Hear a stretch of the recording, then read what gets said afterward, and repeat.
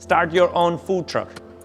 So if somebody is passionate about cooking, somebody is passionate about business, and they wanted to do a food truck, we're actually gonna have a food truck right outside AC Esports. We're gonna learn about how the food truck works, what kind of a menu we're gonna select, how we can think about designing the menu, if we wanted to cook, what kind of a certification we need, and the students who's working on the food truck business concept, they will learn from turning on the food truck in the morning to closing the food truck, buying the supply, cooking, and delivery.